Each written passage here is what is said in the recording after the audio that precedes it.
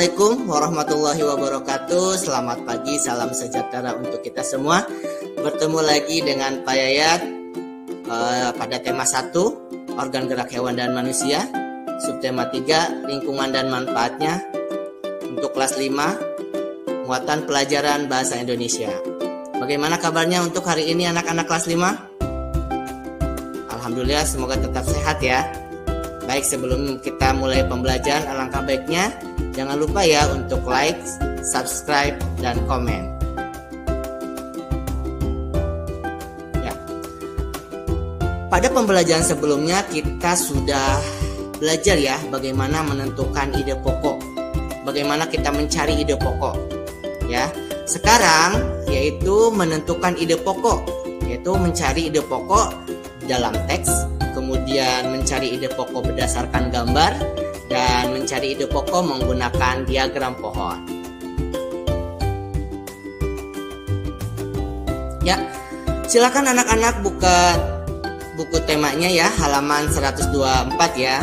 Kita mencari ide pokok dalam teks terlebih dahulu. Ya, kita baca bersama-sama. Gerabah dari Pulau Madura.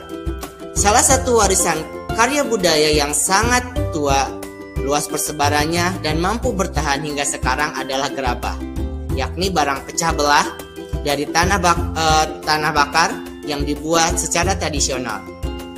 Gerabah juga dikenal dengan sebutan tembikar. Gerabah konon sudah dibuat manusia sejak mereka hidup menetap dan mulai bercocok tanam beberapa ribu tahun sebelum tahun Masehi, dan kini masih kita dapatkan di seluruh pelosok Nusantara, tidak terkecuali di Pulau Madura.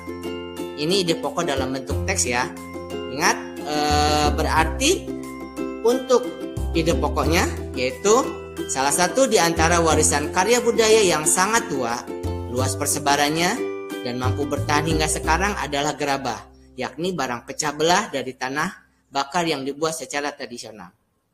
Itu untuk ide pokok di dalam teks ya, ketika kamu mencarinya. Kemudian, ide pokok berdasarkan gambar. Ingat, untuk menentukan ide pokok dari gambar, yang pertama perhatikan apa saja yang ada pada gambar tersebut. Kemudian yang kedua, bagaimana situasi pada gambar tersebut.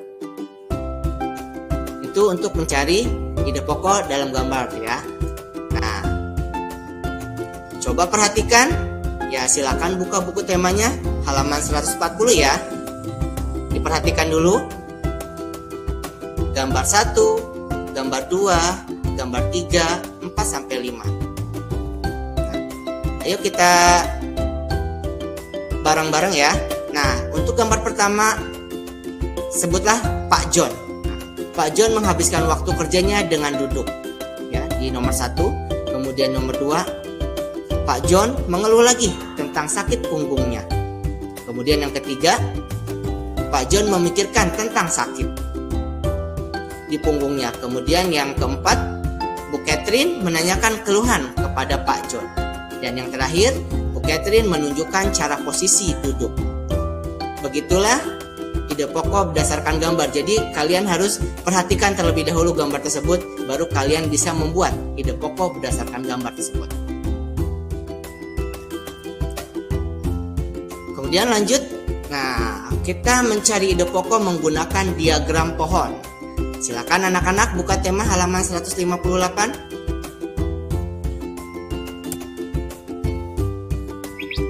Baik, di situ kapal pinisi, kapal penjelajah dunia. Kapal pinisi adalah sebuah kapal layar kebanggaan masyarakat Sulawesi Selatan. Bahkan ada juga yang menjadi kapal kebanggaan bangsa Indonesia. Ketangguhan dan ketenaran kapal ini telah terdengar di seluruh penjuru dunia, sudah sejak sekitar abad ke-14. Kapal pinisi berlayar dan menjelajah samudra di seluruh dunia. Konon pinisi ini diambil dari nama seorang yang bernama Pinisi. Suatu ketika dia berlayar melewati pesisir pantai Biro.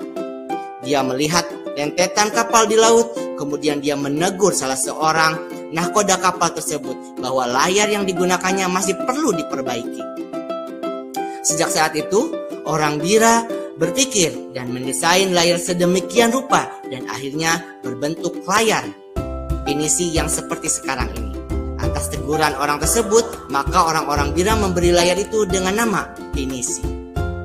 Kapal pinisi adalah kapal istimewa.